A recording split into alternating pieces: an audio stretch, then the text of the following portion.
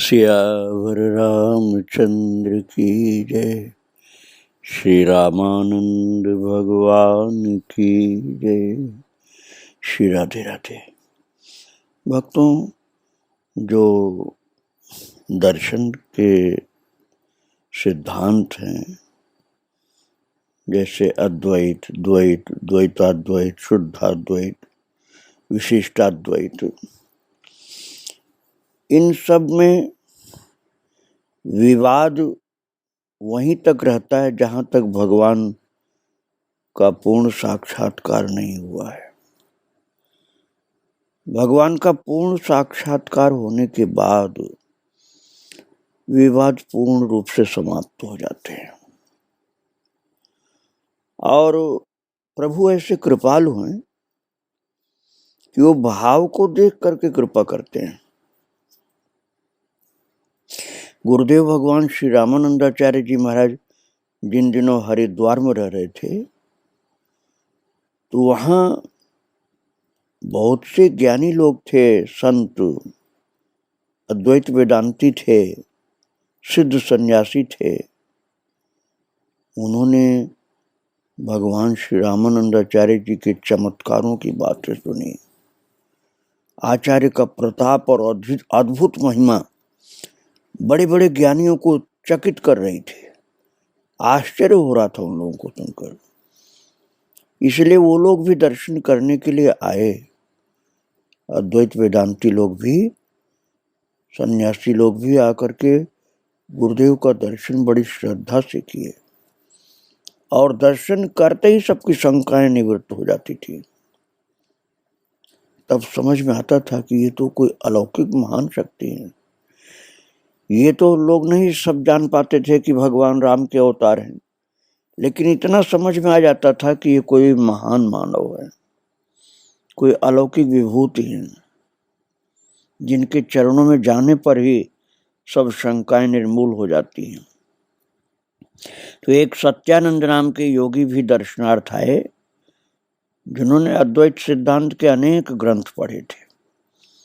उन्होंने विषयों के वासना रूप को त्याग दिया था। बहुत अच्छे सन्यासी थे। योग बल से वह 1 महीने की समाधि लगाया करते थे। बड़ा उनका नाम था। लेकिन जब उन्होंने भगवान श्री रामानंद जी महाराज का अलौकिक चरित्र श्रवण किया, चमत्कार के चरित्र श्रवण किए, तब वो दर्शन करने के लिए आए। और आचार्य भगवान उनसे आदर पूर्वक मिले। बड़े प्रेम से सत्संग होने लगा। तो श्री सत्यानंद जी ने कहा, हे जगत गुरु, आप परम ऋषिराज हैं, कृपा करके मुझे मुक्ति का तत्व तथा कर्मों का रहस्य समझाइए। तो जगत गुरु भगवान श्री रामानंद जी ने उत्तर दिया, मुक्ति कर्मों के द्वारा नहीं मिला करती, क्योंकि कोई पुण्य बढ़ाने के लिए कर्म करता है तो अनेक दोष भी हो जाते हैं। कर्म में अहंकार मिला रहता है, इसलिए कर्म करने वाला अहंकार में डूब जाता है।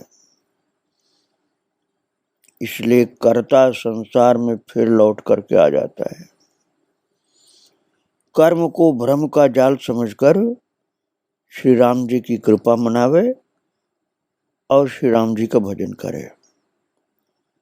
तब सत्यानंद जी ने कहा, महाराज, आपकी वाणी समझ में मुश्किल है, क्योंकि आपने पहले कर्म का खंडन किया कि कर्म से मुक्ति मिलती नहीं, फिर आप ही राम का भजन करने को बोल रहे हैं।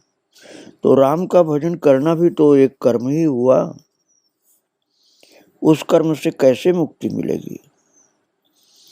मेरी समझ में तो कर्म के बिना माया के बंधन किसी युक्ति से कटते नहीं, कर्म करना ही होगा। जैसे कांटे से कांटा निकलता है, वैसे ही कर्म से पाप कर्म कटते हैं। मुक्ति कर्म बिना कैसे होगी? इसलिए कर्मयोग के द्वारा यदि कोई ब्रह्म में लीन होना चाहे तो उसकी विधि क्या है, ये कृपा करके बतलाइए। तब आचार्य भगवान ने कहा, श्री राम जी का भजन कोई कर्म नहीं माना जाता। श्री राम नाम जप और श्री राम जी का ध्यान मुनियों ने कर्म नहीं बताया है, क्योंकि श्री राम जी प्रकृति से परे हैं। कर्म तो प्रकृति के अंतर्गत होता है, और श्री राम जी प्रकृति से परे साकेत बिहारी सच्चिदानंद घन पूर्ण ब्रह्म अविनाशी हैं। उनका नाम प्रकृति से और सुकृतों से भी परे है। उनका सुंदर दिव्य रूप कर्म और धर्म से भी परे है। भगवान का जो रूप है उनके नाम की ही तरह से कर्म की सीमा से बाहर है, और उनके नाम रूप का जो भजन है वो कर्म धर्म के समान नहीं है। कर्म धर्म तो बंधनकारक हो सकते हैं, किंतु प्रभु का नाम रूप बंधनकारक नहीं हो सकता है। श्री राम जी की कृपा से ही भजन में मन लगता है, इसलिए ये कृपा मार्ग है। ये कर्म वाला साधन का मार्ग नहीं है, ये कृपा का मार्ग है। श्री राम जी की कृपा के बिना कोई कितना ही कर्म करे मुक्ति नहीं पा सकता है। श्री राम जी करोड़ों ब्रह्मांड रचने वाले हैं, वे ही जब चाहे तब जीव का मोक्ष हो सकता है। बिना राम जी के चाहे जीव का मोक्ष नहीं हो सकता है। कर्मों के बल से मोक्ष नहीं हो सकता। नहीं तो अपने बल से कर्म करने वाले तो करोड़ों कर्म कर करके जन्म ले लें, मरे, परंतु माया उन्हें बार बार ऊंचे से नीचे गिरा देती है। मायापति की शरण ग्रहण किए बिना माया पीछे नहीं छोड़ेगी। भक्तों, यही बात 7वें अध्याय में गीता जी में प्रभु ने कहा है, माया में ताम तरंते मामेव प्रपद्यन्ते दैवी हेषा गुणमयी मम माया दुरत्यया मामेव प्रपद्यन्ते माया में ताम तरंते। यही बात भगवान श्री रामानंद जी कह रहे हैं कि मायापति की शरण ग्रहण किए बिना माया पीछा नहीं छोड़ेगी। इसलिए परमात्मा की शरणागति से ही गति मिलेगी।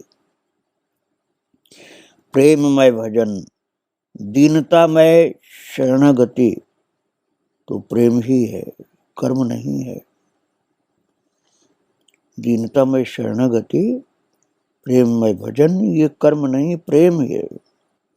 श्री राम जी का प्रेम तो हृदय का एक भाव है, और श्री राम प्रेम के बिना जितने भी कर्म हैं वो सब अंत में दुखदायक हो जाते हैं। ये रहस्य सुन करके सत्यानंद जी ने कहा, प्रभु आपकी वाणी धन्य है।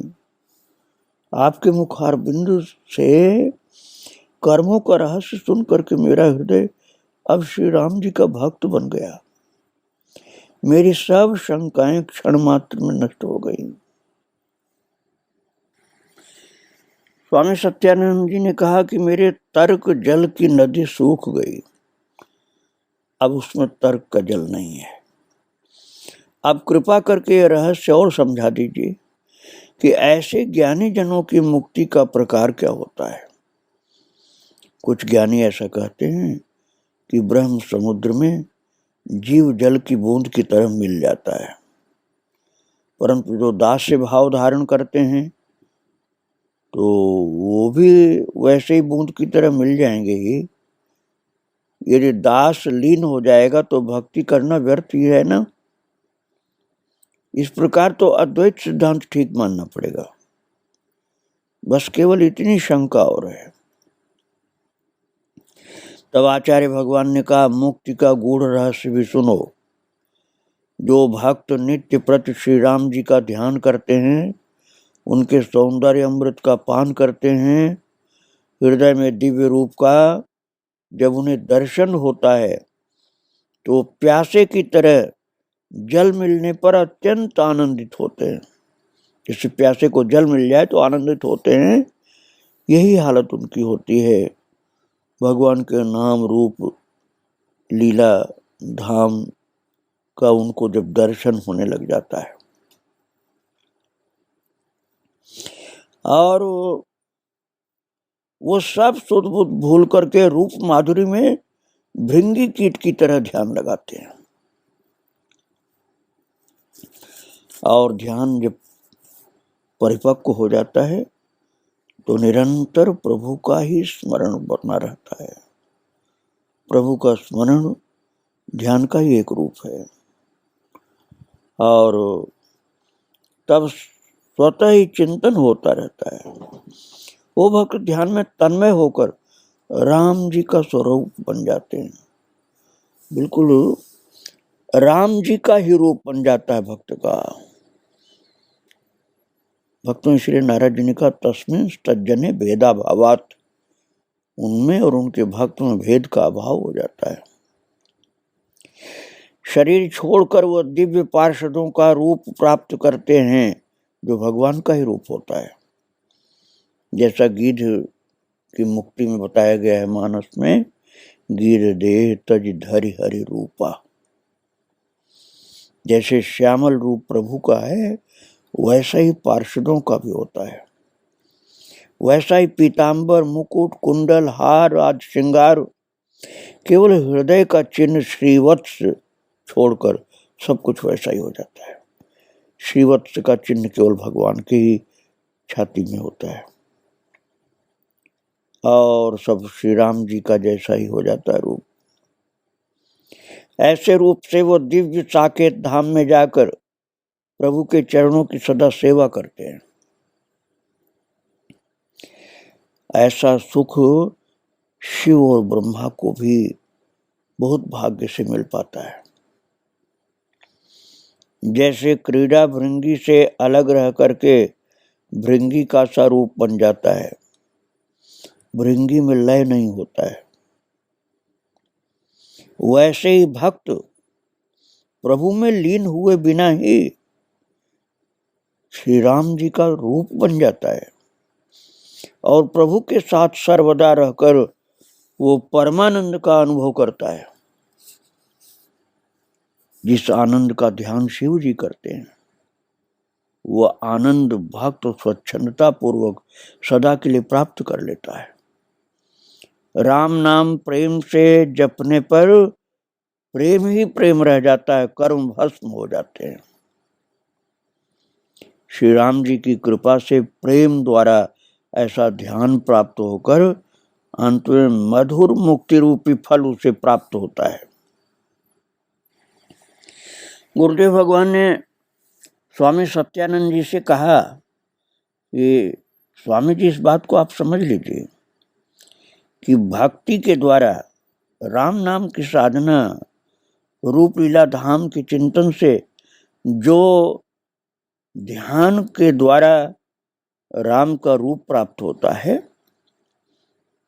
उससे मधुर मुक्ति का फल मिलता है।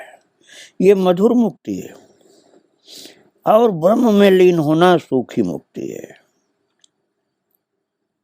इन मधुर वचनों से प्रभावित हुए सत्यानंद जी महाराज बड़े हर्षित हुए, आनंदित हुए और सब शंकाएं नष्ट हो गई। श्री राम जी के चरणों में दृढ़ अनुराग उदय हुआ और अब अद्वैत द्वैत का विवाद छोड़कर उनका चित्त श्री राम जी की कृपा और प्रसन्नता चाहने लगा। आचार्य भगवान की अमृत वाणी, अद्भुत वाणी उनके हृदय में तीर की तरह जाकर के समा गई। श्री सत्यानंद जी सत्य का आनंद प्राप्त करके प्रार्थना करते हुए अपने स्थान को चले गए। भक्तों से बहुत से साधु सन्यासी नित्य आते थे और आचार्य की अमृत से भी मधुर वाणी सुन करके कृतार्थ होकर के जाते थे।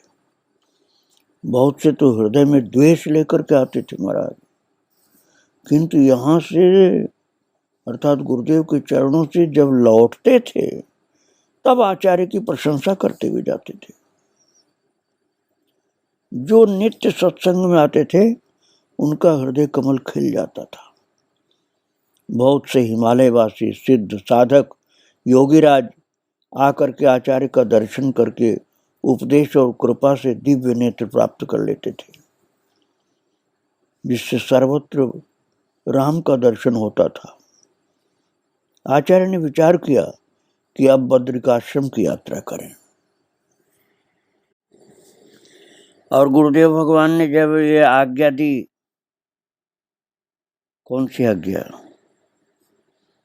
बद्रीनाथ धाम चलने की तैयारी करने के लिए गुरुदेव भगवान के श्रीमुख से आशीर्वाद मिला, आदेश मिला कि अब हम लोग बद्रीनाथ धाम चलने की तैयारी करें। सब बड़े प्रसन्न हुए, सब यही चाहते थे संत लोग। संत वृंद आनंदित होकर बद्रीनाथ धाम चलने की तैयारी करने लगे। महाराज उसी समय दो महात्मा आकर प्रकट हो गए और दोनों के हाथों में कमंडल था। दोनों बड़े शांत और बहुत सुंदर थे। वे ऐसे तेजवान थे मानो अग्निदेव ने ही दो रूप धारण किया है। दोनों के देह का बराबर एक सा आकार था और बड़े भाग्यवान संत लोग उनका दर्शन प्राप्त कर रहे थे। उन दोनों दिव्य संतों की शांतिमय वृत्ति देखकर दूसरों का मन भी शांत हो जाता था। वे दोनों संत आश्रम वासियों से विचित्र भिक्षा मांगने लगे। उस भिक्षा मांगने में शिक्षा सी लगती थी। महाराज श्री पीपा जी, श्री कबीरदास जी महाराज, श्री रैदास जी आदि एकत्रित होकर उनकी अद्भुत भाषा सुनने लगे। वो दोनों दिव्य संत भिक्षा मांगते थे कि दिव्य वृक्षों के 3 फूल 2 और 5 पवित्र अन्न दो, अर्थात दिव्य वृक्षों के 3 फूल दो और 5 पवित्र अन्न दो तथा 7 प्रकार की कस्तूरी दो। महाराज ये भिक्षा मांग रहे थे दोनों लोग।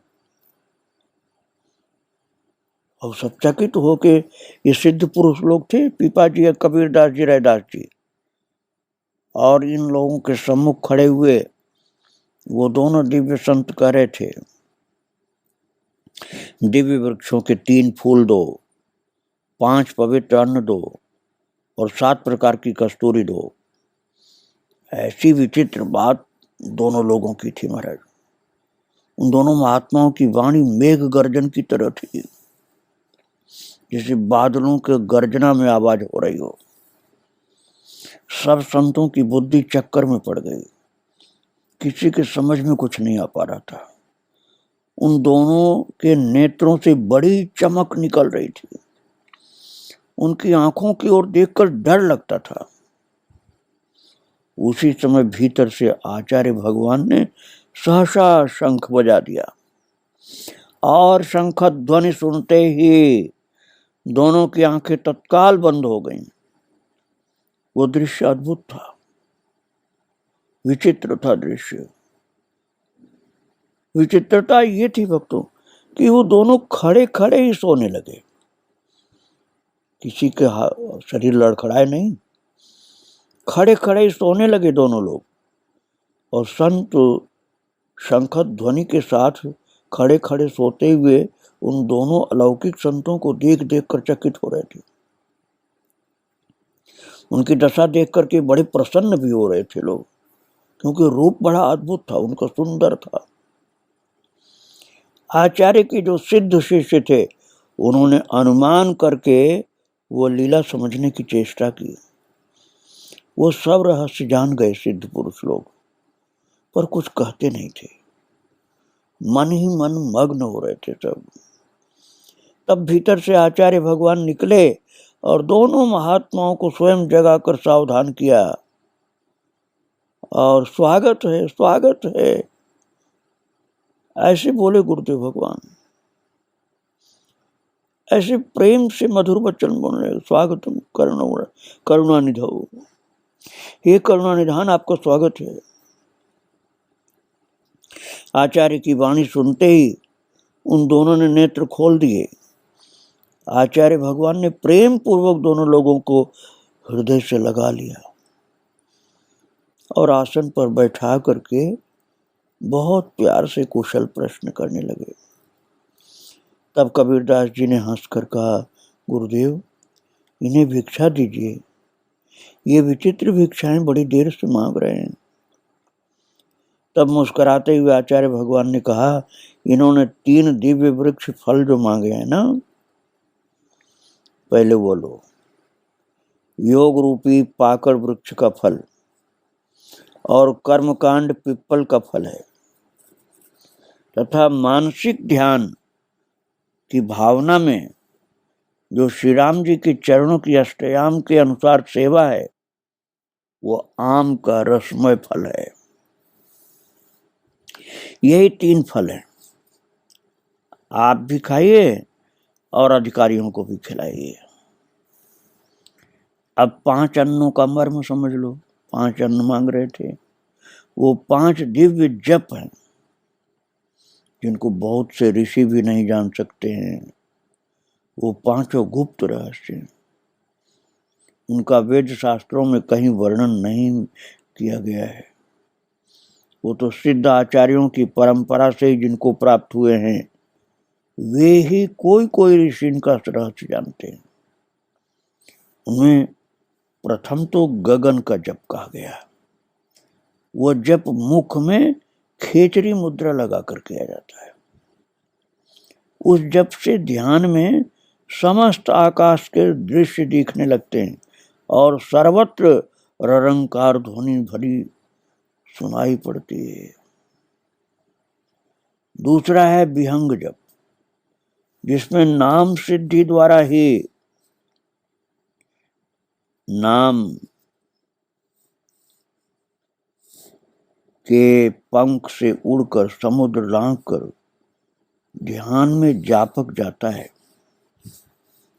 विहंग जप, जिसमें नाम सिद्धि द्वारा नाम के ही पंखों से उड़कर समुद्र लांघ कर ध्यान में जापक जाता है और देवलोकों का दर्शन कर लेता है। तीसरा है विमान जप, ध्यान में प्राणों को लय करके नाम जप की शक्ति से ब्रह्मलोक तक जाने की क्षमता होती है। वहां दिव्य गान सुनाई पड़ता है, उसे रोज सुन सकता है। चौथा है चंद्र जप, जिसमें नाद ब्रह्म के द्वारा प्रकाश बिंदु प्रकट करके जापक ध्रुवलोक तक जाने लगता है। ब्रिकुट मध्य में इड़ा, पिंगला, सुषुम्ना, इन तीनों की त्रिवेणी में स्नान करके चंद्र प्रकाश प्रकट कर ध्रुवलोक तक जा सकता है। 5वां है दिव्य दिनेश जप, जिसमें नाम का प्रचंड प्रकाश सूर्य की भांति प्रकट होता है। उस तेज में सूक्ष्म शरीर को भी भस्म करके अक्षय साकेत धाम में प्रवेश करता है। ये क्रिया नित्य ध्यान द्वारा होती है। नित्य साकेत में जाकर वहां की दिव्य लीलाएं देखता है और जो 7 प्रकार की कस्तूरी ये मांग रहे थे, वह है भक्तों के ज्ञान की 7 भूमिकाएं। पहली भूमिका है दृढ़ विश्वास ईश्वर में होना, ईश्वर तत्व की जिज्ञासा और शुभ साधनों की इच्छा। दूसरी भूमिका है विचार अनित्य और नित्य को जानकर नित्य को चाहे, अनित्य को त्यागे। तीसरी भूमिका है तन और मन को अपने वश में करके कामादि विकारों को त्याग कर सार साधना नाम मंत्र आदि में दृढ़ता से लग जाए।